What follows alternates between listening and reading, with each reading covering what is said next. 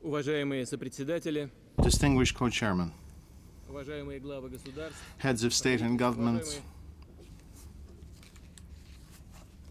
господин генеральный секретарь, дамы и господа. Secretary General, ladies and gentlemen. For 6 decades, the destiny of this world has been inseparably bound to the work of the United Nations, the contemporary and one of the brightest symbols of the victory over Nazism. We remember that the commitment to the ideals of freedom and humanism united the nations of the planet in their joint fight against Nazism. And the creation of the United Nations clearly reflected the will of civilized humanity to prevent new devastating wars and the revival of barbaric ideologies advocating violence, aggression, and racial superiority. For the 60 years of its existence, the United Nations have seen heated discussions and bitter disagreements. But this very organization has become a unique forum for the systemic dialogue of nations on how to build a safe world. These very walls have seen the birth of many ideas of détente, as well as a joint search for and establishment of the foundation for a new, fundamentally new confrontation-free world order. And as we look back, we cannot but give justice to this accomplishment of the United Nations. In the new historical context, the experience, authority, and its supreme legitimacy of the United Nations enable the organization to play its indispensable, truly unique role in global policy, economic, and humanitarian cooperation. 2 years ago, standing on this rostrum, I spoke about Russia's fundamental approaches to enhancing the efficiency of the United Nations. Our position on this issue remains consistent and intact. Indeed, there is a need to adjust this organization to the new historic realities, but this process should be constructive.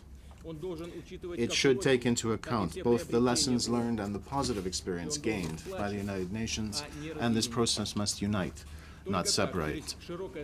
It is only in this way, through a broad agreement, that we can further strengthen the authority and legitimacy of the United Nations, as well as its capacity to respond more effectively to the challenges of the 21st century.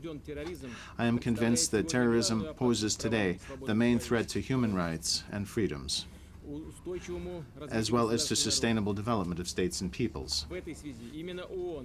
That is why it is the United Nations and its Security Council that must be the main center for coordinating international cooperation in the fight against terrorism, as the ideological successor of Nazism.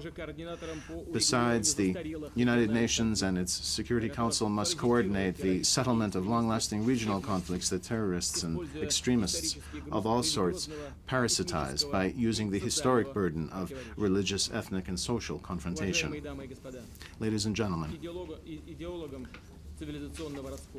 it is not only through the concerted actions of states that we should counteract the ideologists of the split of civilizations and terrorist aggression. It is of principal importance that the broad potential of civil society, the mass media, cultural and humanitarian cooperation, as well as of equal interdenominational dialogue be engaged. Who else will take the role of coordinating and organizing this work but the United Nations? And in doing so, it can rely on support of all the member states, as well as on the cooperation of influential international organizations and entities of regional integration.